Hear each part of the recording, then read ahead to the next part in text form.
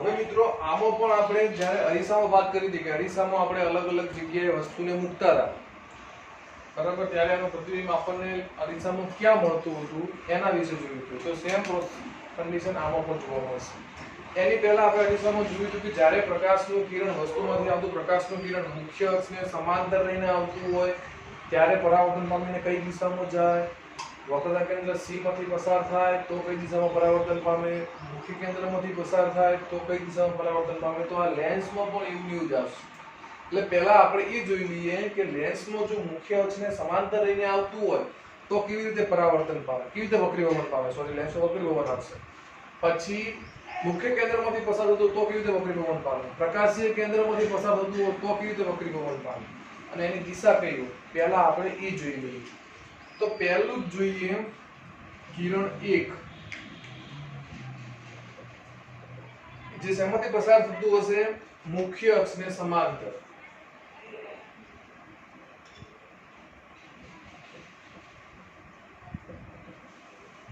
શું થશે? મુખ્ય અક્ષને સમાંતર રહીને જ્યારે પ્રકાશનું કિરણ પસાર થતું હોય લેન્સમાં તો કેવી રીતે પસાર થાય? તો આપણે એક બહિર્ગોળ લેન્સ દોરીએ જેનું આ પ્રકાશીય કેન્દ્ર O,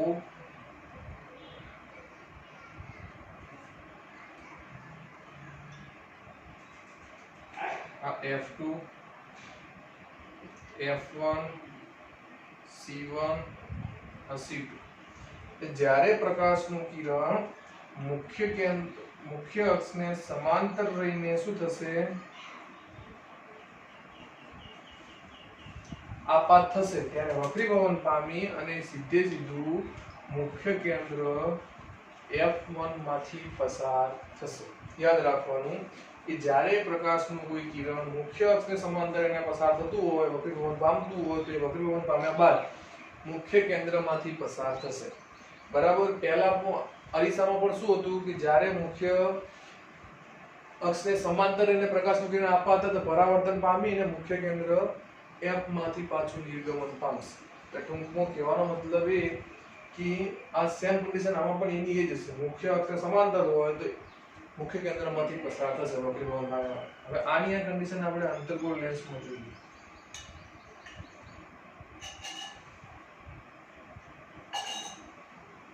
બરાબર. તો અંતર્ગોળ લેન્સમાં શું થશે? પ્રકાશનું કિરણ મુખ્ય અક્ષને સમાંતર રહીને આમ આપાત પામે તો એ વક્રીભવન કેવી રીતે પામશે? આવી રીતે વક્રીભવન પામશે. બરાબર. કારણ કે એની સપાટીઓ અંદરની તરફ વક્રાકાર છે એટલા માટે. તમે એને પાછળની તરફ જો લંબાવશો, બરાબર, આવી રીતે, તો એ હંમેશા મુખ્ય કેન્દ્ર F1 ને આ F2 એટલે F માંથી પસાર થતું હશે એવું તમને લાગશે. બરાબર. કારણ કે એમાં વિકેન્દ્રિત થાય છે. પછી બીજા નંબરનું કિરણ છે એ બીજા નંબરનું કિરણ મુખ્ય કેન્દ્રમાંથી પસાર થતું હોય તો બીજું કયું? મુખ્ય કેન્દ્રમાંથી પસાર થાય ત્યારે શું થશે?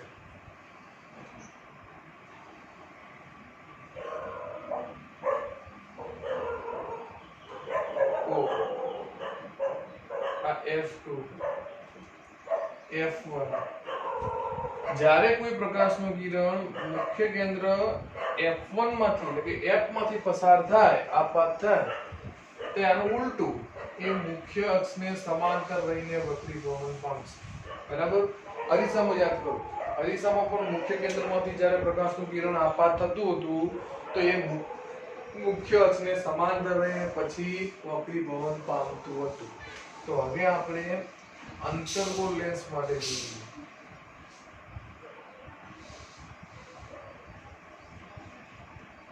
આ કેન્દ્ર O,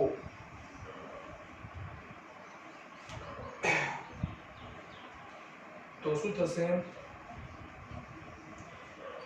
જ્યારે કોઈ પ્રકાશનું કિરણ આ F1 F2 આ મુખ્ય કેન્દ્રમાંથી પસાર થતું હોય, બરાબર, એટલે આવી રીતે આમ પસાર થવાનો ભાસ થતો હોય તો શું થશે? વક્રીભવન પામી અને મુખ્ય અક્ષને સમાંતર રહીને શું પામશે? વક્રીભવન પામશે. બંનેમાં કન્ડિશન તો એકની એક જ હોય છે. ત્રીજા નંબરનું લઈએ આપણે કે કિરણ પ્રકાશીય કેન્દ્રમાંથી ઓપ્ટિકલ સેન્ટર કહેવામાં આવે છે કે ઓ માંથી પસાર થાય ત્યારે શું આમાંથી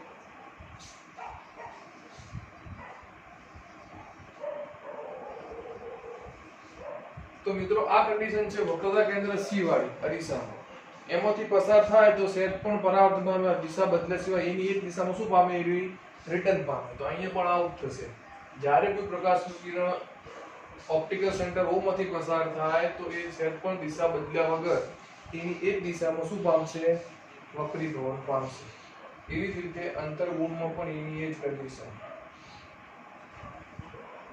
આ ઓ જ્યારે કોઈ પ્રકાશનું કિરણ આમ વક્રીભવન પામતું હોય તો એ સીધે સીધું શું પામશે વક્રીભવન પામશે બરાબર મુખ્ય ત્રણ કિરણો હતા એક તો મુખ્ય અક્ષને સમાંતર હોય તો કેવી રીતે પસાર થશે મુખ્ય અક્ષને સમાંતર હોય તો એ શું થશે મુખ્ય કેન્દ્રમાંથી પસાર થશે મુખ્ય કેન્દ્રમાંથી પસાર થતું હોય તો એ મુખ્ય અક્ષને સમાંતર રહીને પસાર થશે અને ત્રીજું ઓ માંથી પસાર થતું હોય તે સીધે સીધું એમાંથી વક્રીભવન પામી જશે એની દિશા બદલાશે નહીં બરાબર ફરીથી મુખ્ય અક્ષને સમાંતર f માંથી પસાર થાય મુખ્ય કેન્દ્રમાંથી પસાર થાય તો f મુખ્ય અક્ષને સમાંતર અને o માંથી એ સીધે સીધું પસાર થઈ જશે બરાબર હવે મિત્રો આપણે અરીસાની જેમ જ અહીંયા પણ અલગ અલગ પ્રતિબિંબો મૂકી વસ્તુને મૂકી અલગ અલગ સ્થાને અને લેન્સ દ્વારા એના પ્રતિબિંબ ક્યાં રચાય અને કેવા રચાય વાસ્તવિક કે ઉલટા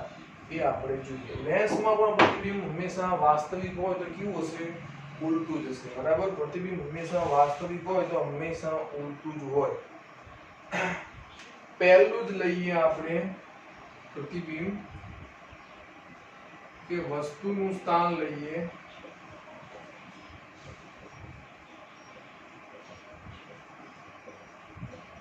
અનંત અંતરે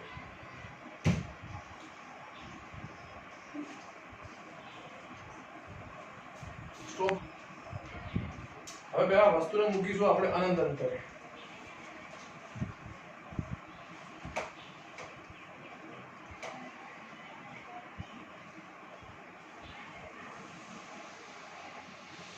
આ કેન્દ્ર O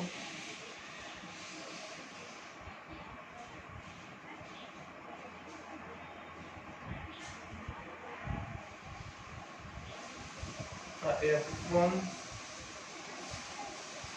F2 2F1 2F2 બરાબર આપણે અનંત અંતરે વસ્તુ મૂકીશું ત્યારે ધારો કે એમાંથી આવી રીતે પ્રકાશના કિરણો આપાત થાય છે તો આપણે જાણીએ છીએ કે જ્યારે મુખ્ય અક્ષને સમાંતર એને આવતા હોય તે બધા જ મુખ્ય કેન્દ્ર માંથી પસાર થશે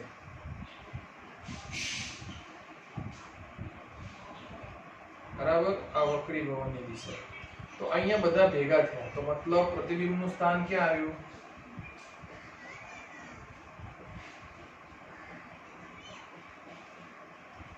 F2 ઉપર ટૂંકમાં મુખ્ય કેન્દ્ર F2 ઉપર પછી એનો પ્રકાર કેવો હશે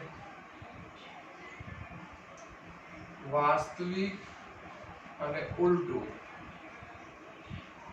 આકાર કેવો હશે અત્યંત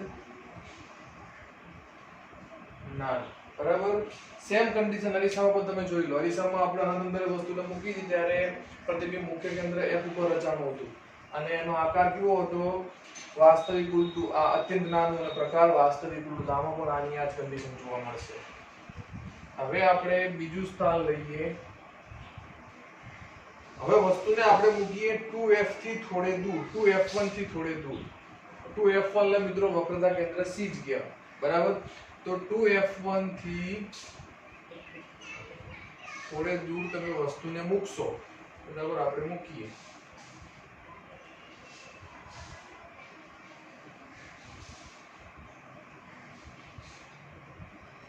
બરાબર છે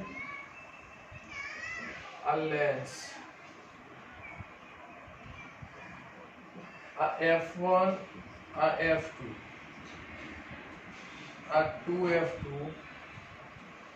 આ 2F1 ધારો કે આપણે વસ્તુને આટલે મૂકી, તો એમાંથી ધારો કે કોઈ પ્રકાશનું એક કિરણ મુખ્ય અક્ષને સમાંતર લઈને પસાર થાય, તો એ હંમેશા મુખ્ય કેન્દ્રમાંથી પસાર થશે, બરાબર. પછી બીજું કિરણ મિત્રો હંમેશા આપણે ઓપ્ટિકલ સેન્ટરમાંથી પસાર કરવા, બરાબર. એટલે O માંથી પસાર થઈ આવે, તો O માંથી પસાર થયેલું કિરણ હંમેશા શું થશે, એની એક દિશામાં પરાવર્તન પામશે. તો અહીંયા શું રચાણું, વસ્તુનું પ્રતિબિંબ. તો આ પ્રતિબિંબ મિત્રો કેવું હશે,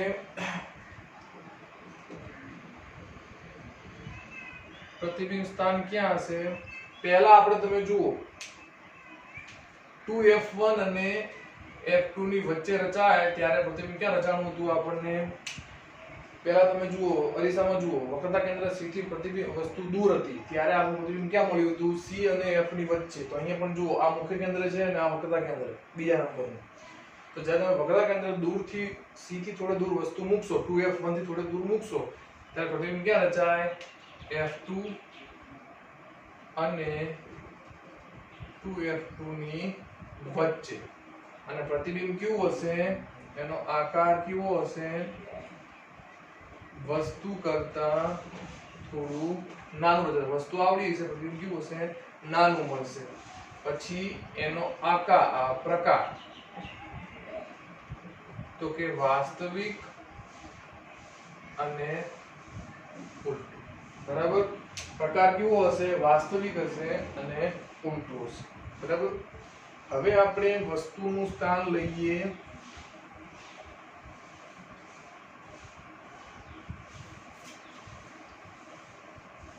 f1 ઉપર, બરાબર. એટલે કે વક્રતા કેન્દ્ર ઉપર, બરાબર. એટલે કે 2f1 ઉપર વસ્તુ મૂકીશું.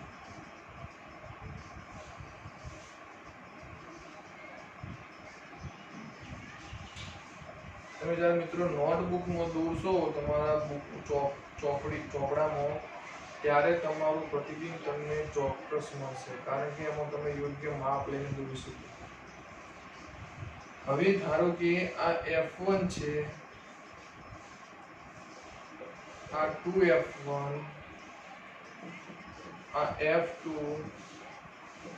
આ 2f2. આપણે વસ્તુને અહીંયા મૂકીએ 2f1 ઉપર, બરાબર. તો એમાંથી ધારો કે પ્રકાશનું કિરણ મુખ્ય અક્ષને સમાંતર લઈને પસાર થાય, તો એ હંમેશા મુખ્ય કેન્દ્રમાંથી પસાર થશે. બીજું કિરણ આપણે હંમેશા ઓપ્ટિકલ સેન્ટરમાંથી પસાર કરવાનું, બરાબર. તો એ સહેજ પણ વક્રીભવન પામ્યા વગર પામશો તો પણ દિશા બદલાશે નહીં. તો અહીં શું રચાશે, વસ્તુનું પ્રતિબિંબ. ક્યાં રચાવું, 2f2 ઉપર, બરાબર. ટૂંકમાં પ્રતિબિંબનું સ્થાન ક્યાં આવ્યું, 2f2 ઉપર. પહેલા તમે અરીસામાં વિચારો, C ઉપર તમે વસ્તુને મૂકતા હતા તો પ્રતિબિંબ ક્યાં મળતું હતું, C ઉપર જ મળતું હતું. અને પ્રકાર કેવો હતો એનો, વાસ્તવિક અને ઉલટું. અને આકાર કેવો હશે, વસ્તુ જેવું, બરાબર. તો ફરીથી અરીસાને યાદ કરતા જાઓ, જ્યારે વસ્તુને આપણે અનંત મૂકી હતી અરીસામાં, તો આપણને પ્રતિબિંબ મુખ્ય કેન્દ્ર F ઉપર મળ્યું હતું, વાસ્તવિક, ઉલટું અને અત્યંત નાનું. તો લેન્સમાં પણ એની જ કન્ડિશન. વસ્તુને તમે જ્યારે અનંત રાખશો ત્યારે એમાંથી આવતું મળતું પ્રતિબિંબ એ તમને મુખ્ય કેન્દ્ર f2 ઉપર મળશે, અને એમાં બે હોય છે એટલા માટે, પણ ટૂંકમાં મુખ્ય કેન્દ્ર ઉપર જ મળે. અને કેવું હશે, અત્યંત નાનું. પછી આપણે પ્રતિબિંબને અરીસામાં ક્યાં મૂક્યું, C થી થોડે દૂર. તો અહીંયા વક્રતા કેન્દ્ર શું હશે, 2f1. એનાથી થોડેક દૂર મૂકીએ આપણે, તો પ્રતિબિંબ ક્યાં મળશે આપણને, બીજી બાજુ મુખ્ય કેન્દ્ર અને બીજી બાજુના વક્રતા કેન્દ્ર 2f2 ની વચ્ચે. એટલે કે f2 અને 2f2 ની વચ્ચે. વસ્તુ કરતા કેવું, નાનું. હવે આપણે 2f1 ઉપર મૂક્યું, એટલે કે વક્રતા કેન્દ્ર ઉપર મૂક્યું, ક્યાં મળશે, બીજી બાજુના વક્રતા કેન્દ્ર ઉપર મળશે, બરાબર. એટલે કે વસ્તુના કદ જેવું. પછી આપણે પાંચમું જોઈએ, ચોથું જોઈએ. તો હવે આપણે વસ્તુને મૂકીશું 2f1 અને f1 ની વચ્ચે.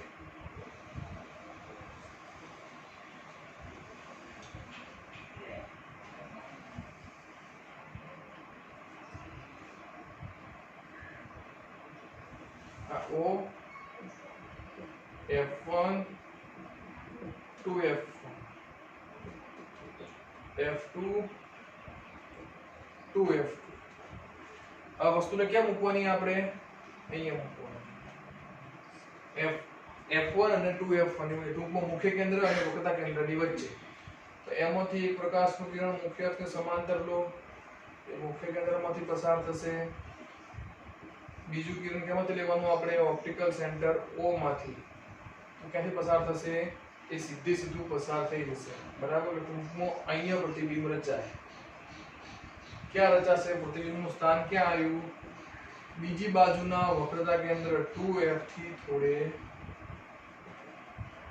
દૂર બરાબર ઉલટું આના જેવું જ અરીસામાં શું હતું આપણે C અને F ની વચ્ચે વસ્તુ મૂકી તો ક્યાં રચાણું C થી થોડે દૂર અને તમે આમાં પણ જોઈ શકો કે જ્યારે આપણે વસ્તુને 2F1 અને વસ્તુને આપણે જ્યારે ક્યાં મૂકી હતી 2F1 થી થોડે દૂર તો પ્રતિબિંબ ક્યાં રચાણું હતું F2 અને 2F2 ની વચ્ચે ટૂંકમાં બીજા નંબરના મુખ્ય કેન્દ્ર અને વક્રતા કેન્દ્રની વચ્ચે તો અહીંયા પણ આવું થશે તમે જ્યારે આ બાજુના મુખ્ય કેન્દ્ર અને વક્રતા કેન્દ્રની વચ્ચે વસ્તુ મૂકશો તો બીજી બાજુના વક્રતા કેન્દ્રથી થોડે દૂર પ્રતિબિંબ રચાય અને કેવું હશે એનો આકાર કેવો હશે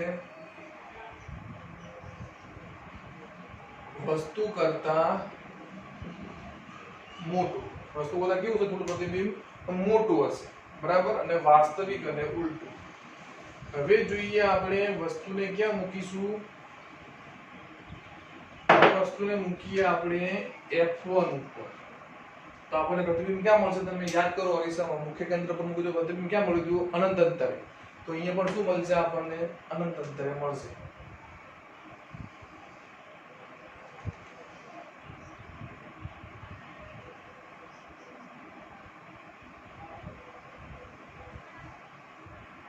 આ O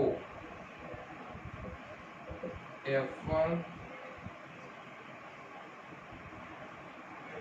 2F1 F2 2F2 હવે વસ્તુને મૂકીએ આપણે F1 ઉપર એમાંથી પ્રકાશનું એક કિરણ લો હંમેશા આપણે એક ઓપ્ટિકલ કેન્દ્રમાંથી પસાર કરવાનું અને એક આપણે પસાર કરાવવાનું મુખ્ય અક્ષને સમાંતર બે કિરણ લેવાના એક આવી રીતે પસાર થશે બીજું કિરણ એ ઓપ્ટિકલ સેન્ટરમાંથી પસાર થાય એટલે આમ પસાર થશે તમે જુઓ આ બંને કિરણો ક્યાંય પણ ભેગા મળશે નહીં પરંતુ સમાંતર રીતે આગળ ચાલશે તો એનો મતલબ પ્રતિબિંબનું સ્થાન ક્યાં મળશે આપણને અનંત અંતરે પ્રકાર કેવો હશે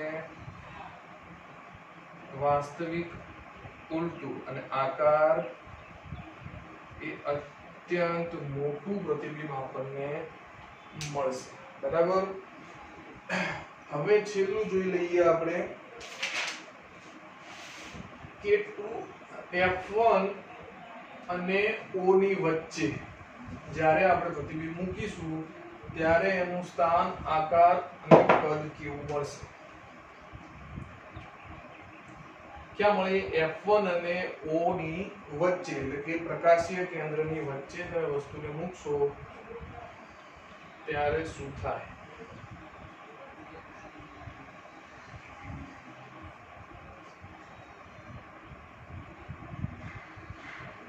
આ O આ F1 2F1 F2 2F2 ધારો કે આપણે વસ્તુને ક્યાં મૂકીશું અહીંયા મૂકીશું બરાબર તો આપણે એક જ બે કિરણો લેવાના એક મુખ્ય અક્ષને સમાંતર તો એ મુખ્ય કેન્દ્ર F2 માંથી પસાર થાય અને બીજું લેવાનું O માંથી પસાર થાય તો જુઓ અહીંયા બંને ક્યાંય પણ ભેગા મળતા નથી પાછળ લંબાવો બરાબર અહીંયા ભેગા મળશે તો વસ્તુનું પ્રતિબિંબ ક્યાં રચાય લેન્સની પાછળ બરાબર વસ્તુની પાછળ રચાશે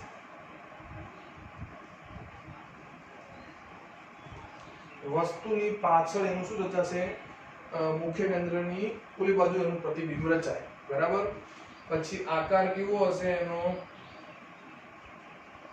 વસ્તુ કરતા મોટું અને પ્રકાર આભાસી અને ક્યુ મળશે આપણને ચત્તુ પ્રતિબિંબ આપણને મળશે બરાબર। જ્યારે આપણે વસ્તુને F1 અને O ની વચ્ચે મૂકીશું, જ્યારે તમે મુખ્ય કેન્દ્ર યાદ કરો, મુખ્ય કેન્દ્રમાં શું હતું, આ અરીસામાં શું હતું, મુખ્ય કેન્દ્ર F અને P ની વચ્ચે આપણે વસ્તુને મૂકી, જ્યારે પ્રતિબિંબ ક્યાં મળ્યું આપણને અરીસાની પાછળ અને વસ્તુ કરતાં મોટું બરાબર। એટલે ટૂંકમાં અહીંયા પણ શું મળશે આપણને વસ્તુની પાછળ, વસ્તુને આપણે અહીંયા મૂકી દી આની પાછળ થયું એટલે વસ્તુની થોડી દૂર મળશે, વસ્તુ અંતરથી વધારે અંતરે આપણને પ્રતિબિંબ મળશે અને આકાર કેવો હશે, વસ્તુ કરતાં થોડું મોટું બનશે અને આભાસી અને ચત્તુ હશે બરાબર। 6 પ્રકાર જોયા આપણે। પહેલો પ્રકાર અનંત અંતરે વસ્તુને મૂકી ત્યારે પ્રતિબિંબ ક્યાં રચાણું, લેન્સના બીજા નંબરના મુખ્ય કેન્દ્ર F2 ઉપર, વાસ્તવિક ઉલટું અને અત્યંત નાનું। પછી બીજા નંબરનું આપણે 2F1 થી થોડી દૂર, તો પ્રતિબિંબ ક્યાં રચાણું આપણને 2F2 અને F2 ની વચ્ચે, વસ્તુ કરતાં નાનું, વાસ્તવિક અને ઉલટું। ત્યારબાદ આપણે 2F1 ઉપર મૂકેલું પ્રતિબિંબ ક્યાં રચાણું, બીજા નંબરના વક્રતા કેન્દ્ર 2F2 ઉપર અને વસ્તુ જેવડું, વાસ્તવિક અને ઉલટું। પછી ત્રીજા નંબરનું મૂક્યું આપણે 2F1 અને F1 ની વચ્ચે, ત્યારે પ્રતિબિંબ ક્યાં મળ્યું આપણને 2F2 થી થોડે દૂર, વસ્તુ કરતાં મોટું અને વાસ્તવિક અને ઉલટું। પછી ચોથા નંબરમાં આપણે વસ્તુને ક્યાં મૂકી, મુખ્ય કેન્દ્ર F1 ઉપર, તો આપણે પ્રતિબિંબ ક્યાં મળ્યું, અનંત અંતરે અને અત્યંત મોટું, વાસ્તવિક અને ઉલટું। પછી પાંચમા નંબરમાં આપણે વસ્તુને ક્યાં મૂકી,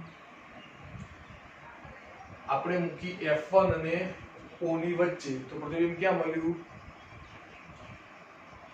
વસ્તુની પાછળ મળ્યું બરાબર। વસ્તુ જે સાઈડ મૂકી એની પણ પાછળ પ્રતિબિંબ મળ્યું અને વસ્તુ કરતાં મોટું, અને આ કેવું મળશે, આભાસી અને ચત્તુ બરાબર। હવે આપણે કાલે જોઈશું લેન્સની મોટાઈ। નમસ્કાર।